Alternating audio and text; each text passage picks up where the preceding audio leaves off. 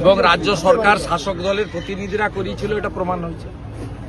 শিক্ষক দুর্নীতি মামলায় জীবন কৃষ্ণর 58 কোটি টাকা বাজেয়াপ্ত করলো ইডি। সঠিক করেছে। জীবন কৃষ্ণ যাদের কাছে টাকা পৌঁছে দিয়েছে তাদেরও সম্পত্তি বাজেয়াপ্ত করা। একা তো জীবন খায়নি, তার নিচেও খেয়েছে, উপরেও খেয়েছে। সকলের সম্পত্তি বাজেয়াপ্ত করে টাকা উদ্ধার করে সরকারি ট্রেজারে জমা দেওয়া উচিত। শঙ্কর ঘোষ তাকে কাজ করতে দেয়া হচ্ছে না, বিজেপি বিধায়ক তিনি অবস্থান ধর্ম। কাকে কাজ করতে দেয়? কাকে কাজ করতে দেয়?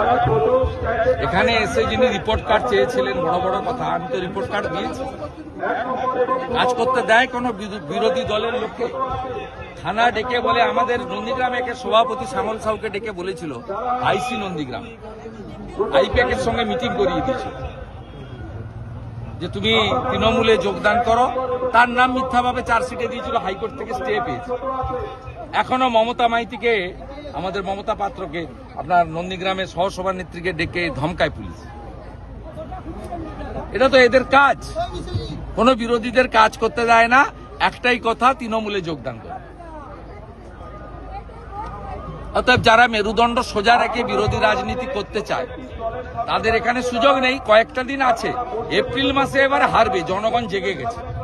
হিন্দু সমাজ আজকে যেভাবে দেখলেন রাস্তায় নেমেছে, আমরা তো গাড়ি দিয়ে লোক আনিনি, এতজন এসছে, এরা প্রসাদ দিতে পারবে কিনাও জানি না, কিন্তু আজকে কিভাবে মানুষ বেরিয়ে এসছে হিন্দুত্বের টানে। হিন্দু বুথ ঐক্যবদ্ধ হয়ে গেছে। এ লড়াই হিন্দুদের বেঁচে থাকার লড়াই।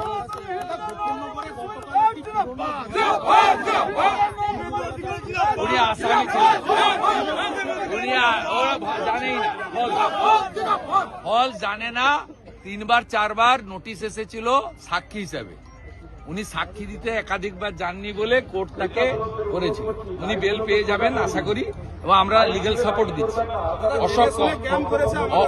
অশোককরণ বিষয়টা পুরো দেখছে, আমি পুরোটা দেখছি। তৃণমূল জানে না বলে এই সব মূর্খগুলো, কারণ এই যারা সাংবাদিক সম্মেলন করেছে তারা আন্দোলনে ছিল না, এরা আন্দোলনে ছিল না, আন্দোলনের ইতিহাস জানে না।